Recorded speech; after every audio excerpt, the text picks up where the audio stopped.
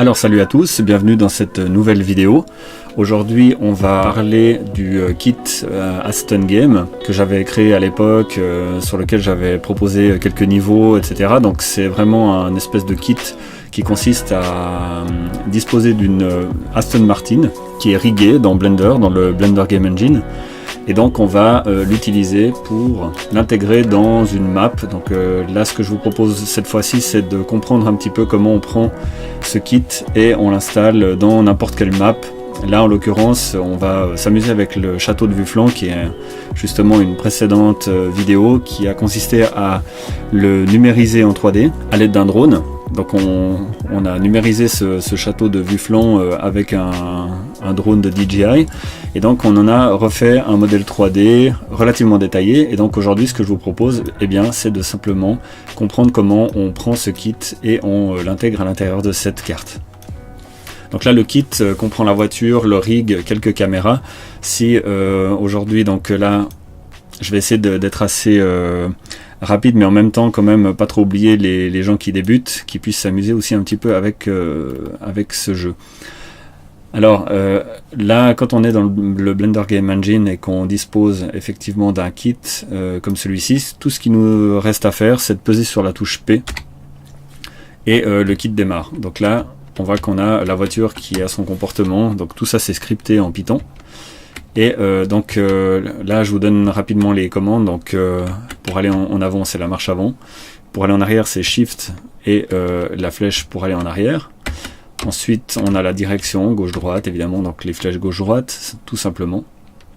Et donc si on va en arrière et on tourne en même temps, on voit que la voiture se comporte comme ça, voilà, avec son accélération et tout. Donc maintenant l'idée c'est de prendre tout ce système et de le transférer dans n'importe quel fichier, n'importe quel niveau que vous auriez construit par vous-même, hein. Ça peut être un niveau avec des cubes. Moi j'ai fait une espèce de ville modélisée avec des cubes, j'ai fait un circuit à Abu Dhabi, aussi un espace avec des bosses pour s'éclater, pour faire des sauts, parce qu'on a vraiment un comportement physique de la voiture, tout est géré. Il n'y a plus qu'à copier-coller, mettre ça dans n'importe quel niveau et on va pouvoir s'amuser avec. Donc ce qu'on va faire, je vais juste déjà vous dire où trouver le kit. Première chose, donc on va sur mon site. Voilà. Et ici, on va dans l'onglet ressources tout en haut. Une page pour tout télécharger. Et là, on a les différents circuits des jeux et les sources. Donc ici, j'ai le Aston Car 6 Kit Download. Donc je le download et ça va nous donner un petit fichier zip qui contient absolument tout. Et une fois dézippé, on aura ce petit dossier de 3 mégas et quelques avec le fichier Blender principal et la texture d'environnement. Vous verrez que ça a un avantage d'avoir cette texture d'environnement directement là dans ce fichier là. Mais vous pouvez mettre la vôtre bien sûr, mais là c'est déjà tout mappé sur un dôme. Donc quand on l'ouvre, eh ben, on trouve le kit que je vous ai montré tout à l'heure. Alors là c'est très simple, je vais préparer donc ma map, je vais me rentrer dans mon fichier de ma map. Donc j'ai juste dupliqué un fichier qui contenait la carte et je l'ai appelé jeu, comme ça je touche pas au fichier primaire, ce qui m'évite si je fais des bêtises je peux revenir en arrière facilement. Je vais ouvrir ce fichier et on va regarder un petit peu comment ça se présente. Donc là on voit la map, mais ça on a plein de vidéos justement. Si vous allez sur ma chaîne Pythagus, vous allez trouver toutes les vidéos qui traitent de la fabrication de cet environnement. Alors, première chose, on va déjà juste se préparer un petit peu. Donc déjà là on va passer dans le Blender Game Engine et là on voit que la texture a sauté. Pourquoi? Parce qu'en fait c'est pas tout à fait le même système de matériaux. Donc on a dans le Game Engine une gestion des matériaux qui est différente de celle dans Cycle. Et donc ça ne supporte pas le node matériaux qui est de base. Donc là tout ce que je vais faire c'est simplement casser le matériau et en recréer un nouveau, voilà, qui sera beaucoup plus adapté au Blender Game Engine. Ensuite, je dois gérer la texture différemment. Dans Cycle, c'était avec les nœuds de création de matériaux, hein, des noodles. Ici, on doit simplement, on a le matériau qui va être linké avec une texture. Donc la texture est déjà à l'intérieur. Mais donc, moi, je vais faire simplement nouveau. Voilà, comme ça, je la retrouve ici. Alors ça, c'est la première chose. Et on voit que ici, normalement, elle est linkée juste. On voit la source. Hein. Donc, simplement, il suffit d'aller dans la texture et bien être sûr qu'on l'a bien correctement linkée. Ici, je vais activer le mode avec N. On a le panneau latéral qui apparaît et je vais activer le mode GLSL. Et maintenant, j'ai ma texture qui apparaît dans le Blender Game Engine. Je vais juste aller, on voit que c'est un peu waxy comme ça, c'est pas très agréable. C'est parce que dans l'onglet matériaux, tout simplement, on a du spéculaire. Donc on peut le gérer ici. Je l'ai mis à 0 parce qu'évidemment je veux que ce soit un peu sec. Alors là je suis pas mal près du côté fichier. Je vais le sauver pour l'instant. Et puis je vais venir mettre mon kit dans ce fichier là. Donc je retourne dans mon kit, je vais sélectionner ma plaque, enfin comme ça, et avec A je désélectionne tout, et A je resélectionne tout. Avec CTRL-C je peux copier, et ça c'est un truc pour ceux qui ne connaissent pas, qui est absolument génial dans Blender, c'est qu'on peut ouvrir plusieurs instances de Blender et faire un copier-coller des objets, des éléments de l'un à l'autre, et dedans tout va passer. Et si on a des fichiers de script, etc., il y a tout qui passe à travers. Donc là je relâche mon château, et je colle. CTRL-V. Donc là j'ai tout mon kit qui est passé. Alors il n'est pas tout à fait au bon endroit. Moi j'avais fait pour que le kit soit bien positionné et tout. Donc ce qu'on peut faire, ah oui là il y a une petite gêne, c'est que dans les options à droite, hein, je rappelle ce panneau là il s'active avec la touche N. Dans les options à droite, on va gérer le start du clipping, donc on va le mettre à 1, et puis là on va le mettre beaucoup plus grand parce que la map est grande. Donc on va le mettre peut-être à 2000. Voilà. Donc maintenant j'aimerais que ma voiture puisse s'amuser dans ce fichier, sur cette carte. Alors simplement ce que je vais faire, c'est que je vais venir recentrer un petit peu mon kit. Donc je le laisse toujours sélectionné, et avec la touche G, grab, je vais venir positionner mon kit au-dessus de la map. Voilà, normalement ça devrait marcher. Maintenant ce que je peux faire, je vois bien ce qui se passe. Je peux sélectionner ma plaque et je vais l'effacer avec la touche X. J'efface ma plaque. Il ne reste plus que le château et la voiture. Alors vous aurez remarqué un petit détail. Voiture trop grande, château trop petit.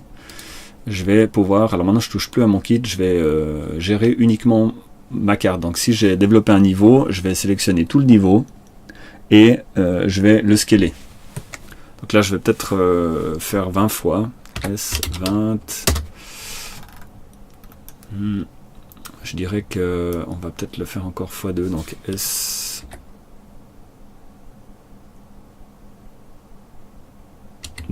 ouais. Ok, je vais le descendre quelque peu. Là on n'est pas au bon endroit, j'aimerais peut-être commencer voilà, de ce côté-là. On voit qu'on est déjà quand même plus adapté. Hein. Et là c'est bien pratique, j'ai mon environnement qui tourne autour et ça me fera un joli background. Ok, alors je vais monter encore un petit peu.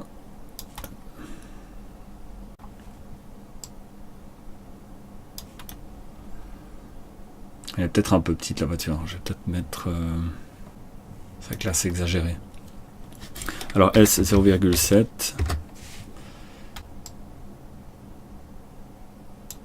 Ok. Alors je mets la voiture un petit peu plus haut que le chemin. Voilà, il ne faut pas que ça touche, hein, il faut qu'elle tombe sur la map. Et normalement on n'a rien à faire, on n'a pas besoin de dire que le château, la map du château fait partie, c'est automatique, la physique va fonctionner sur cette carte. Et c'est cette boîte englobante là autour de la voiture qui va traiter la chose. Je vais Voilà, ça c'est bon. Alors je voulais maintenant juste régler les options de physique de la scène. Il y a un petit détail, c'est que j'avais réglé la chose pour l'environnement dans le kit, mais évidemment là on est dans une nouvelle scène, donc il faut régler. Alors moi je mettrais par exemple 20 de gravité et pas 9, mais après c'est à tester, il faut voir un peu la jouabilité. Ça va permettre de coller la voiture au sol, enfin ça va lui faire changer un petit peu son comportement. Alors si j'ai rien oublié et que je sauve et que j'appuie sur P, on va voir ce qui se passe. Voilà, ça marche. Donc on a parfaitement réussi notre intégration du kit, hein, c'est très simple. Et maintenant, eh bien, on voit que je peux me déplacer dans la map. Alors j'avais prévu déjà quelques caméras, mais vous pourrez en rajouter par la suite. La touche 1, ben, on est juste au-dessus de la voiture, et puis ben, elle va se retrouver un petit derrière pour avoir une vue sympa, assez facile à prendre en main. Voilà. Après on a d'autres vues, comme une vue un peu plus générale. Alors là le château nous masque. Alors c'est un peu cramé. Je vais juste voir pourquoi c'est comme ça cramé. J'ai dû oublier un soleil peut-être.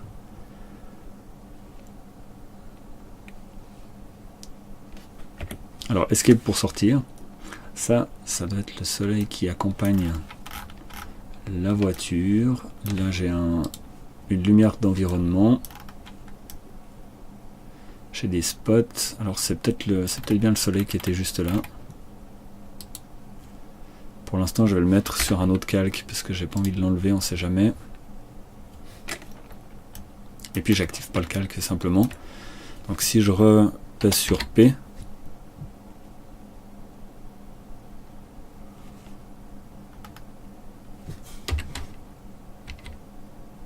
on est un petit peu moins cramé. Voilà, donc là, la caméra qui survole un petit peu à la manière d'un drone, elle va suivre le déplacement de la voiture.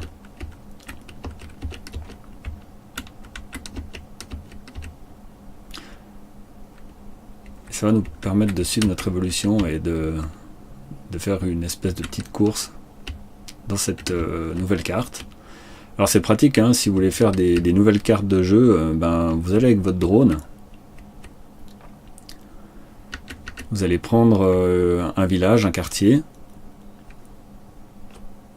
et puis vous allez le reconstruire automatiquement. On a fait toute une conférence, mon ami Thierry du site copilote.ch a fait toute une conférence au 3D Source Day à Renan sur le sujet de la reconstruction par photogrammétrie d'une carte.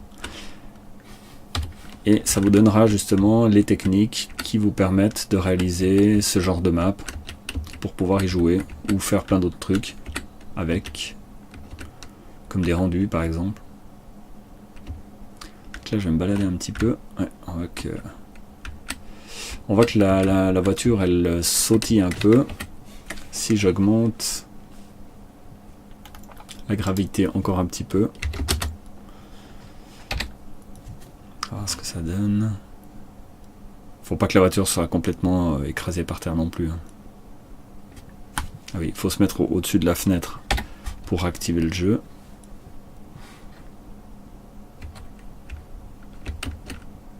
Voilà, c'est plus intéressant comme ça. Donc avec 30 sur cette dimension de carte, 30 de gravité, je trouve que c'est le bon réglage.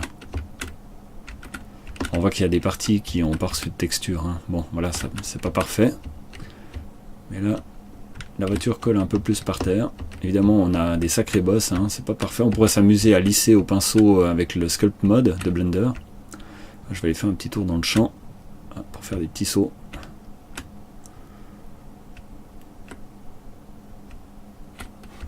si je me mets en vue générale, là on a une vue distante. Et puis la vue du cockpit, c'est la touche numéro 4.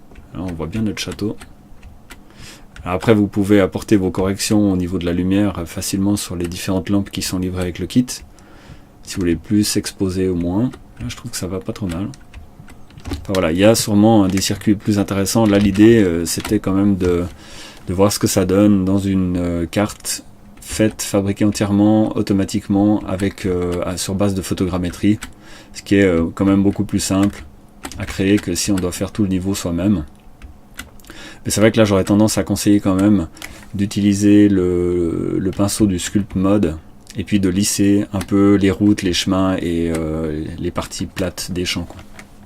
Encore une petite chose, il est possible de jouer plein écran directement à travers Blender. Là on l'a testé dans la fenêtre du viewport, mais il est possible de jouer en plein écran. Donc, simplement ici je vais le mettre en Full HD 1920 par 1080. Je vais lui demander d'être en full screen. Et puis là, on a remarqué qu'on avait un petit peu d'aliasing, donc on peut activer l'anti-aliaseur, hein, l'anti-aliasing. On peut le mettre à 2, à 4, ça dépend de la carte graphique. Moi je le mets à 4. Et si je fais Start, je vais sauver.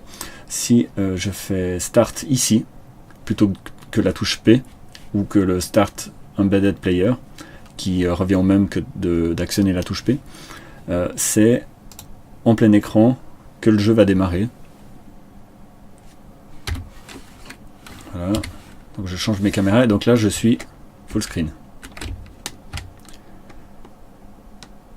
Voilà. Donc je vais pas refaire toute une démo. On a parfaitement compris le principe. Je vais encore vous montrer une petite chose. Donc Escape pour ressortir. On peut produire un exécutable qui va fonctionner sans Blender. Donc pour ça, il va falloir exporter. Et là, on voit qu'on n'a pas les options. Donc je vais aller dans les User Preferences. Et là, je vais lui demander Game. Et là, qu'est-ce qu'il me propose? Game Engine, Save as Game Engine Runtime. Je vais activer la coche. Et si je repars dans Export, je retrouve Save as Game Engine Runtime dans les options maintenant disponibles. Alors je vais aller sur le bureau. Je vais faire un petit dossier qui s'appelle Jeu. Là, je vais peut-être simplifier mon nom de fichier. On voit que c'est un exe. Et je vais demander qu'il copie les librairies Python et qu'il ajoute aussi les DLL qui sont nécessaires pour le fonctionnement du jeu. Ce qui fait que le jeu pourra s'auto-suffire et ne nécessitera pas l'utilisation de Blender. Donc là, tout est OK. Je sauve. Et là, il m'a préparé donc mon petit dossier qui s'appelle Jeu. Donc on voit qu'on a dedans pas mal de DLL et le jeu exécutable lui-même. Donc si vous produisez n'importe quel jeu avec le Blender Game Engine, vous pouvez exporter le jeu et le distribuer à n'importe qui sur internet. Simplement, ce qu'il vous faut faire, c'est créer un zip du dossier. Envoyer vers, voilà, dossier compressé. Et maintenant, j'ai une archive de jeu que je peux partager sur internet en téléchargement à n'importe quel de vos amis. Il pourra le dézipper et le lancer. Donc on va essayer. Et voilà, et là j'ai un petit problème de texture. L'explication, elle est simple, c'est qu'il faut packer les textures à l'intérieur du point blend. Donc pour ça, ce que je vais lui demander, c'est File, External Data, Automatically Pack into point blend. Là on voit qu'il a empaqueté 4 files. Donc là je leur sauve pour être sûr. Et si maintenant je réexporte mon jeu, je vais tout écraser. Jeu, tac tac, tout ça c'est juste. Et que je retourne dans mon fichier jeu et que je relance. Bang, ça fonctionne. Alors voilà, je pense que vous avez compris le principe. Si vous avez des questions, posez-les dans la section commentaires de la vidéo. N'hésitez pas, si vous avez des remarques, ou effectivement des difficultés à comprendre le principe, c'est que j'aurais fait une vidéo pas suffisamment éloquente. Et à ce moment-là, mettez ça dans les commentaires et puis j'essaierai de vous répondre dans la mesure du possible. Mais là, on est vraiment sur une intégration facile, hein. Tout est fait pour que ce soit fait en quelques clics. Voilà, là je suis sur le toit. Bon, on a tendance à pas rester sur le toit, c'est pas mal. L'équilibrage du kit est pas trop mal fait. Ok, alors si vous avez apprécié cette petite vidéo, merci de la partager et d'y rajouter quelques petits pouces bleus supplémentaires. Et je vous donne déjà rendez-vous dans une prochaine série de tutoriels spécialement dédiés au logiciel Blender 3D.